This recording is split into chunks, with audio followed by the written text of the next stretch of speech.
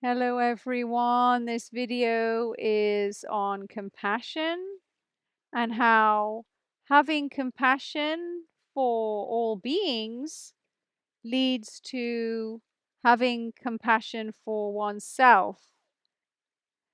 And this isn't a connection that's usually made.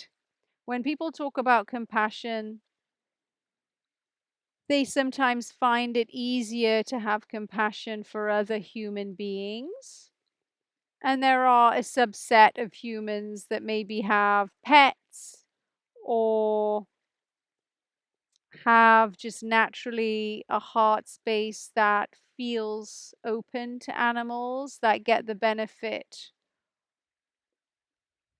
of this part of the heart space being open that maybe is closed in another.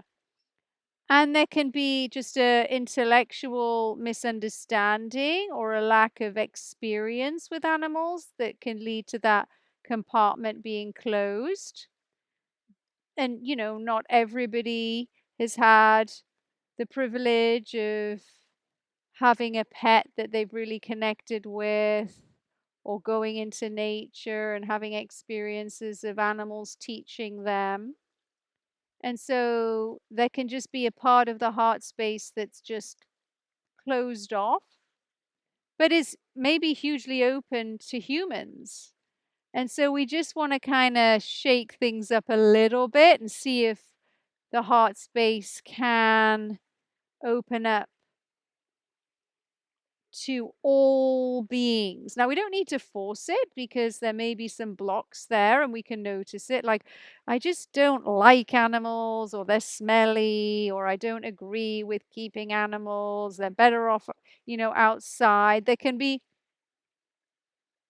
a lot of dialogue, or, oh, they're germs, they carry germs. We can just look inside our own heads and our own hearts and see, what is it? Could be fear, could be we've heard something from somebody else, could be just lack of experience. And we don't have to force it. Like I said, we don't need to force ourselves to pretend to like something that the personality doesn't like. But maybe we can just become a little curious and explore and see, well, I have these blocks and they're there. And these thoughts and feelings exist. And for some people, it's fine. They just love animals. And I feel that the people that love animals are very, very, very lucky, because love of animals is an unrefined state of unity consciousness that isn't really discussed.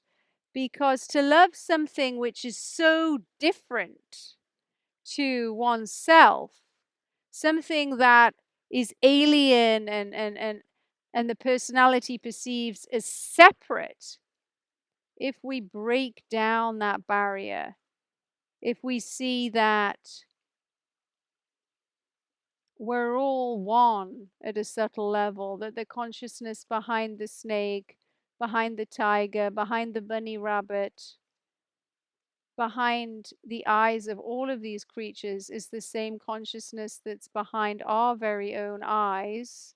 When we recognize that, that's an unrefined state of unity consciousness, that there is no separation. There's no such thing as it over there and me, other than it appears to have a body that's different.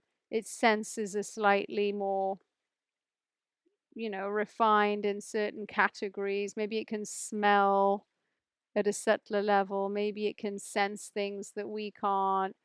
Having a slightly different experience, like Pendragon is right now, as he goes inside my sari and burrows because he's thinks he's in a little cave in the mountain.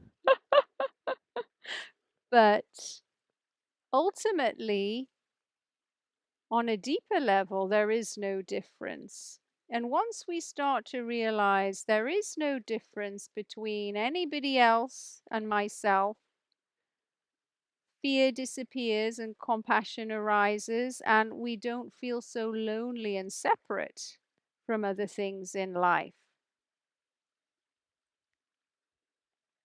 And when we don't feel so lonely and separate, and we feel connected, and there's so many of our brothers and sisters that are non-human that we see around us as we move around in the kingdom, when that happens, we start to have compassion for ourselves because we see ourself in everything else. There's nothing but the self. The self just remains, and the self gets split into millions of other organisms, and those organisms get to have an experience of what it's like to be a snake and see through the eyes of a snake, what it's like to be a bee and see through the eyes of a bee, what it's like to be an elephant and see through the eyes of an elephant. And we get to experience what it's like to see through the eyes of a human monkey. And as we start to realize, wow, consciousness is in everything, is behind the eyes of everything, having an experience as something different, but ultimately at a deeper level, it's the same consciousness, then something interesting happens. Compassion for the self love, self acceptance. Sometimes it's very difficult to love oneself. Stop beating up on what we did in the past, all of our mistakes, or how we're not intelligent enough, or how our neighbor is doing better than us. And being around animals, they don't beat themselves up. They don't judge themselves so harshly. They're happy to just be. They don't have this shame if they're not producing or successful. But they are also connected to us. And so there is a part of us that is firmly established in being. The animal kingdom that is part of our subtle body or extended body is firmly established in being. The rocks are firmly established, the oceans, the rivers, the plants. And so even when our human mind gets really busy and shames us or pushes us or has anger or envy or whatever it does, there is millions, billions, trillions of other beings that are holding space and radiating harmony and stillness, and they are connected to who we are. And so having gratitude for other beings that can hold space, that are instinctual, intuitive, calm, arises. If you can love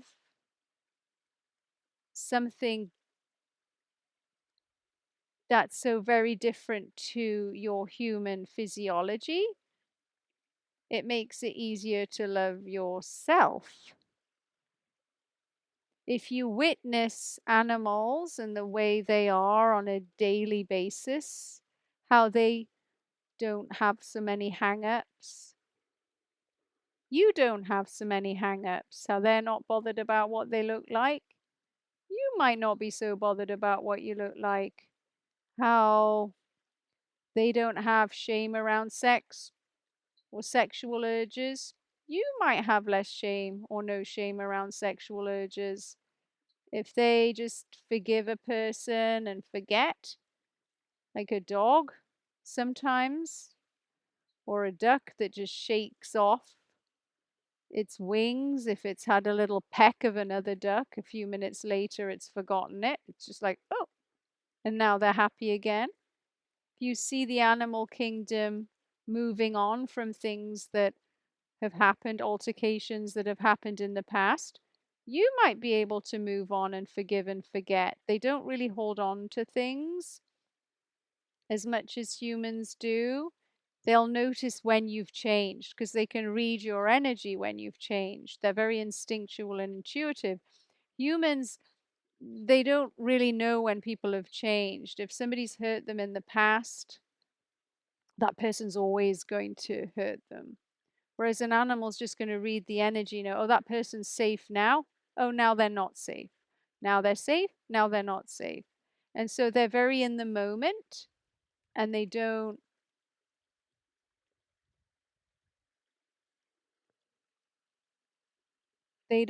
hate. They're smart. They'll avoid a person who could harm them, but they're not going to hate that person. They don't hate. And so when you're around animals that don't hate, it makes it easier for you to be in a loving space. So having animals, observing animals, communicating with animals can improve your relationship with yourself. And there's some beautiful projects out there where one of them where they match traumatized animals with traumatized kids who have similar backstories. Like maybe an animal was abandoned and the child was abandoned, and the animal has recovered from being abandoned. So the orphaned human child can see, well, look, this animal, he's still happy and loving, even though he was abandoned, even though he has scars on his body. Maybe I can move on in my life. And so they teach us, animals teach us how to live in the moment with grace and connection and instincts and intuition.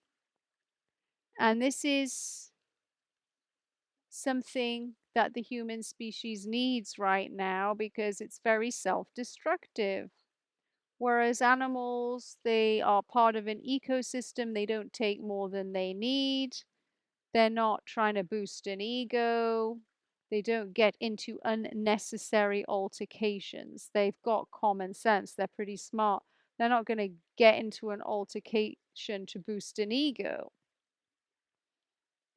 So they're kind of practical, and I like that about them. And they have boundaries. If you overstep them, there will be consequences, but they're not looking to prod people to cause fights. That would be insane. They don't do that. Um, so there's a lot we can learn, and they're in sync with the environment, completely in sync with the environment, and at peace with their dropping of their bodies without too much drama, and at peace with the predator prey dynamic. And they also know their dharma, their purpose. I'm a bee, I go to a flower, I produce honey. I'm a snake, I keep the rodent population down. They don't they don't lose touch of why they're here and what their purpose is. And I think it's really important for humans to figure that out as a species, which I don't think they're doing. Humans are not here to just take for the environment for fun. And so that's a question I'd like to ask viewers now is, well, what is the purpose? What's the dharmic purpose of the human species? A snake, it knows its dharmic purpose. What do you think? Have a little contemplation of that.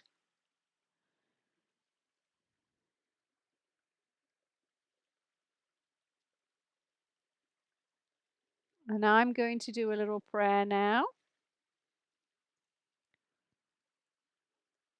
that humans can feel more interconnected with all animals and plants, more part of the ecosystem, to understand why they're on the planet, what's their purpose, and how they can make positive changes in their environment for the benefit of all species for all time.